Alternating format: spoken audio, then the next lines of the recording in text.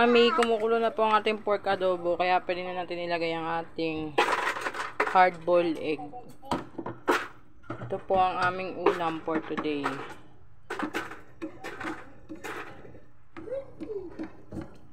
Yay! Wala na jambot. Dito na ako. Yan ang ating ulam for today. Mamaya, iitim-itim din yung ingay ng anak ko, no. Yan ang ating pork adobo. May bay leaves na po yan. Hindi na ako nakapag-video, mga mika. Kapanood ko kay Piang. Mamaya ako na ibabalik yung patatas. Inalis ko kasi yung patatas, mga mi, baka ma-overcook. Alam mo naman yung pork, ang tagal mag-tender. Kaya, yan, yung boiled egg muna ang ating ilagay. At takpan na muna natin.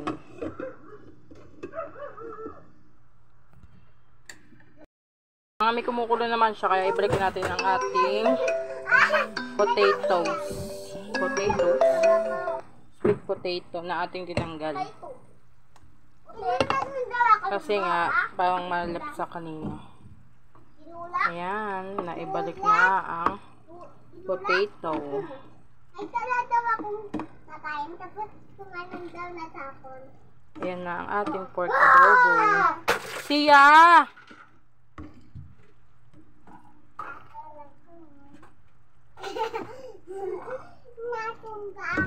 Ayan ang ating pork adobo for the go. Hinanap mo daw ako. So, ito po pala. Wala daw ako. Hoy, be! Minaan, be. Siya! Silent lang. Ingay nila yun. Nagalaw kasi. So, yung tong pork na to, mga mima. Kaya lang to sa rep. Mga 1/4 lang ata to. 1/4 ata kalahati. Niluto ko lang, mga mi. Adobo ko na, mga mi. Bago pa maging kwento yung pork na yan. Yan, naging pork adobo siya bigla. Konti lang yan, mga mi. Ngayon pang sasawag ko lang yan sa gulay. Yung pork na yan.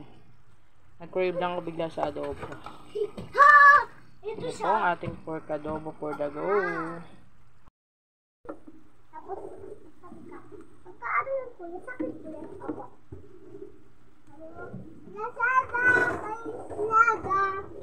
Lazada, kalsada. Let's go, let's eat.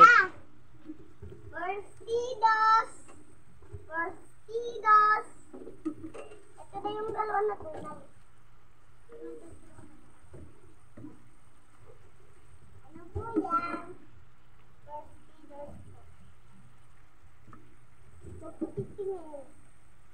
Pera po.